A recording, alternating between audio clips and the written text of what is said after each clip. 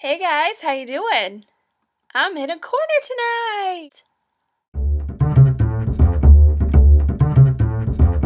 I just got back from my second viewing of The Hunger Games, and I thought I would give you guys a little review of what I thought of it. I originally wasn't going to do a review of The Hunger Games because I knew that everyone and their brother is going to do a Hunger Games review, and also because I have a lot of opinions about it. Took notes 3 different places, and I know the video is going to be like 10 minutes long even after I edit it. So, disclaimer, video's going to be really long.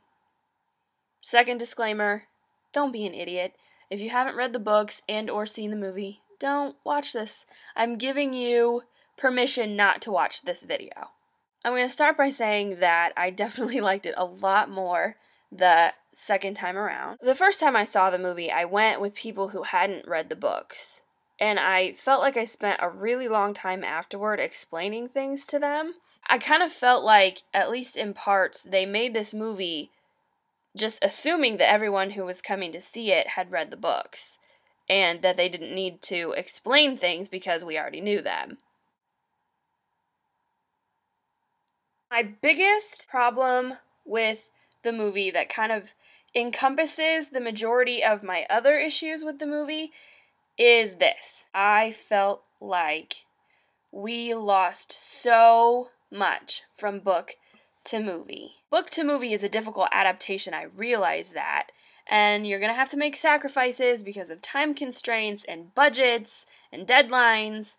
I get that, but I feel like too much was sacrificed. It felt rushed, and it lacked detail, and things were not explained well or not explained at all, and the relationships were not well enough developed, in my opinion. This is going to come in a few sections. We're going to start with the obligatory, "this didn't look like I pictured it" section. Peeta did not look anything like I pictured him in the book. No offense to the boy who played him in the movie, he did a fine job. I pictured Peeta being much softer and little boy-like. I didn't really think of his jaw being quite so defined. President Snow. I pictured President Snow being really tall and thin and almost skeletal and really, really menacing and not nearly as old. Buttercup. I know this is such a small detail, but I pictured Buttercup as a tabby. Haymitch? Haymitch was not really like I pictured him. He was only drunk in a couple of scenes, and he actually kind of acted like he liked them. In the book, I really felt like he was an angry, hateful man who did not really care, at least in the beginning, whether the tributes from his district lived or died. He was just a jaded, angry, drunken, slobby jerk. The Hob. I pictured the Hob as being more of an outdoor, open-air market kind of place. Also, did you notice that they never even called it the Hob? Nor did they ever call District 12 the Seam. The Mutts. I pictured them being much furrier and with longer snouts, very wolf-like, almost werewolf-like, and they didn't put the emphasis on their eyes. They didn't put the emphasis on how the eyes looked like the eyes of the dead tributes. The parachutes were not like I pictured them either. I didn't picture them making noise, and I didn't picture them being so mechanical. I literally pictured an actual parachute with a tiny little silver tin floating down to them. Now I'm going to tell you some things that I really, really loved about the movie. I thought the reaping scene was flawless. Stanley Tucci as Caesar Flickerman. Stanley Tucci's amazing. Lenny Kravitz surprised the crap out of me. When I heard he was playing Cinna, I was very skeptical, but he was understated and sophisticated and subtle. Beautiful portrayal of Cinna. Effie was flawless. Effie was hilarious. Seneca's beard. The control room. I loved the control room because it was just amazing, and it wasn't described in the book, so it was cool to see that in the movie. Also, along the same lines, Seneca's death scene. I loved how subtle and ambiguous it was, because in the book, we don't know exactly what happened to him. It's just implied that he was executed. Fox Face was perfect. She actually looked like a fox. She was so clever and cunning and quick, and she looked perfect, and she was a ginger, and that's how I pictured her. This section is gonna be the things I don't think they explained well enough section. Katniss's father. The first time I went with people who had not read the books, and the scene where she's hallucinating about her father's death, they did not understand what was happening. They thought he was part of the riots, which the riots didn't even happen until after the games, and her father's been dead since she was a kid, so I think that could have been explained better. They don't explain the Mockingjays at all. They didn't tell us that they were originally a creation of the Capitol, and that they went into the wild and procreated and made these different adapted birds.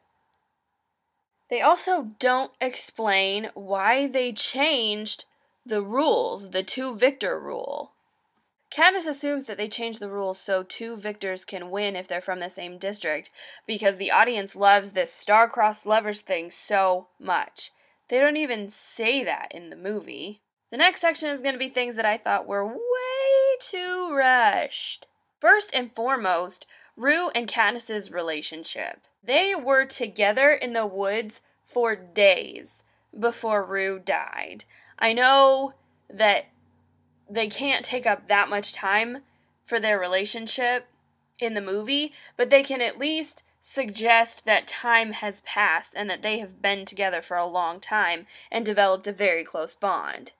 The cave scene should have been like the best scene of the movie, but I thought it was the most rushed, cheesy section. No offense to the actors did a fine job. I just think it wasn't very well written. Cato's death scene. First of all, the careers were not scary. They're just huge tools. Ugh. In the book, they listened to Cato being tortured and torn apart by the mutts for hours, all night, before Katniss finally has mercy on him and kills him so that he's not being tortured by the mutts anymore. And I know, we can't spend a huge amount of time developing that, but we can at least suggest the passage of time. The next section is things that didn't even happen in the book that they added to the movie. Seneca and Haymitch never have a conversation. In the entire freaking series, never have a single conversation.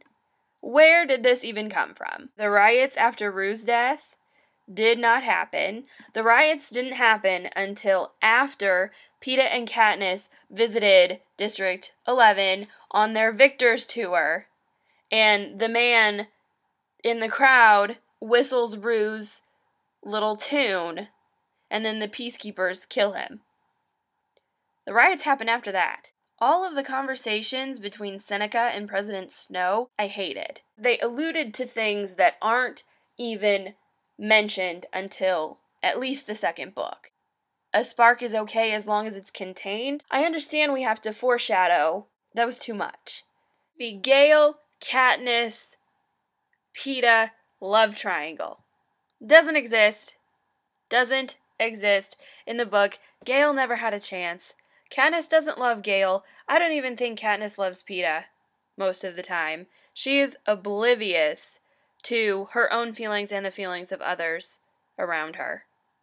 Next section, things that they completely cut out that were super important. The Avoxes! Why did they even have that first scene where they see the hovercraft when they're in the forest if they're not going to show that it was chasing 2 fugitives and that one of them is the Avox that is later Peeta and Katniss' servant in the Capitol? They completely cut the Avoxes out, which I think was a super important detail, if for no other reason than developing character. They cut out completely the fact that Peeta's leg, it wasn't just a little cut. that healed in a couple of days. It was a freaking gash almost to the bone that got infected, and he had to have his leg amputated when they went back to the capital.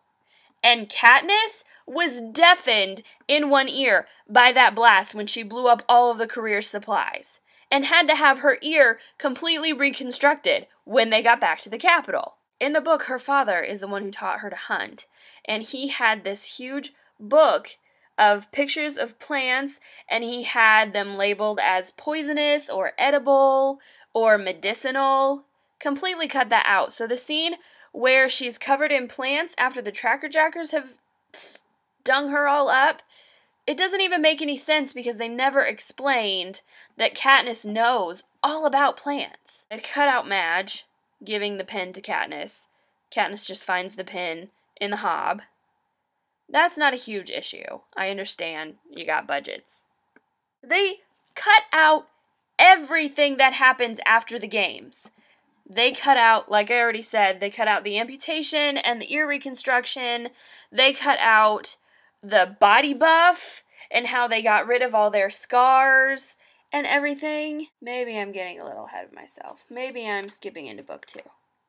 But either way, they cut out everything that happens after they leave the arena. And while they're in the arena, they never show the hovercrafts coming and picking up the bodies of the dead tributes. I guess this last section is kind of miscellaneous stuff, thematic kind of things that I don't think they really made clear enough. I don't think they made it clear enough that Peeta really does love Katniss. He is not just playing it up for the camera. They did not make it clear at all how close to death not only Katniss but Peeta also got. In the movie, Katniss finds water almost immediately.